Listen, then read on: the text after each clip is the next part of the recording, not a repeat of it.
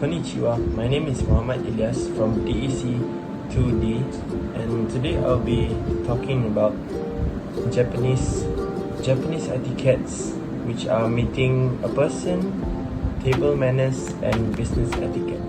Firstly, let's talk about Japanese people. Japan is a highly structured and traditional society. Great importance is placed on loyalty, politeness, personal responsibility, and on everyone working together for the good of the larger group.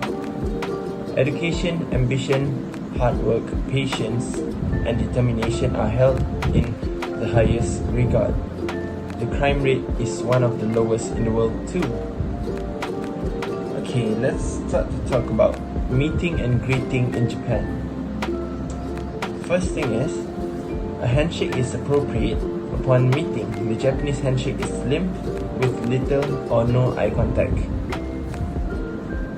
For example, some Japanese bow and shake hands. The bow is highly regarded greeting to show respect and is appreciated by the Japanese. A slight bow is to show courtesy is acceptable. The bow shouldn't be too low or too high. For example, we need to bow for like about 45 degrees only and not 90 degrees. For 90 degrees, it means like we are asking for an apology, or we are trying to state the fact that we are wrong for doing something wrong. Aside from that, the body language in Japan is also one of the most important points in business, to be exact. Nodding is very important. When you listen to Japanese people speak, especially in English, you should nod to show you are listening and understanding the speaker. For example, like just a little nod like this. Silence is also a natural and expected form of non-verbal communication. Do not feel a need to chatter. Like, Japanese people are the types of people that don't like to waste time. For them, time is very valuable. And yeah, as the saying goes, time is gold. Besides that, to greet Japanese people, you don't need to show affection such as hugging or shoulder slapping in public. Never beckon with your forefinger like this. The Japanese extend their right arm out in front, bending the wrist down, waving fingers. Do not beckon on older people. Next, sit erect with both feet on the floor. Never sit with ankle over knee, which is very disrespectful. Yeah, I think. Next, let's go to dining and entertainment, and also table manners. First thing is, restaurant entertaining is crucial to business. A person is judged by his or her behavior during and after business hours. Seldom is a business deal completed without dinner in a restaurant. Next point is, drinking is also a group activity.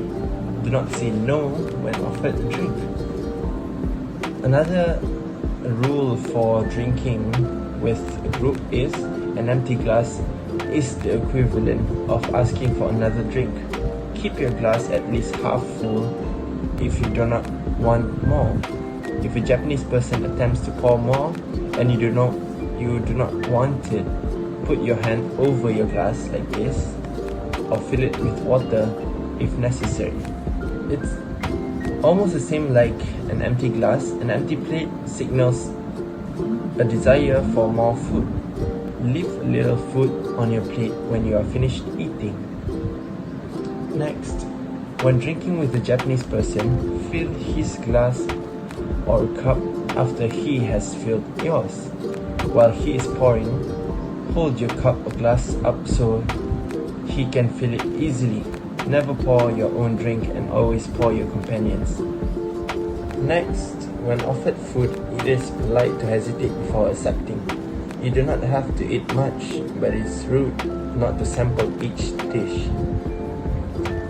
It is acceptable to slurp noodles, Some Japanese believe that it makes them taste better, but do not do it all the time because it will somehow be rude sometimes.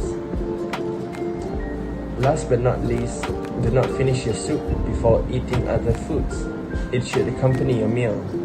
Replace the lid of the soup bowl when finished eating. Next, let me explain a bit about business etiquette. There are 10 business etiquettes. Firstly, politeness. Being polite is important everywhere. In Japan, politeness is very closely connected to respect. Treat even the youngest attendant of the meeting with respect and they won't forget it. Next, business cards. You might see your business cards just as information, but in Japan, you should treat the cards that you receive like they were part of the person, which is kind of like, it is one of the most important gestures shown by Japanese people. Next, greeting. As you might know, Japanese don't shake hands but bow to show respect. Japanese who are not used to Europeans might get very unconfident when you rush onto them. Shaking their hands, wait for their reaction, and if they offer you their hand, it's okay to shake it. If they don't and bow to you instead, mimic that movement just slightly to show your respect. Next, outfit. For outfit during a business deal, you'll be fine with a normal business attire just as you would expect your normal Asian business partner to wear. Aside from that, interest. It is important to show your interest to your business partner. You'll probably do research on the company that you want to work with in advance anyway. But if you take a lot of notes during a meeting and make a lot of inquiries about the company and project, your business partner will appreciate it a lot. For number 6, distance. Keep in mind that the first meeting with Japanese might feel a little bit stiff because they need to get to know you first.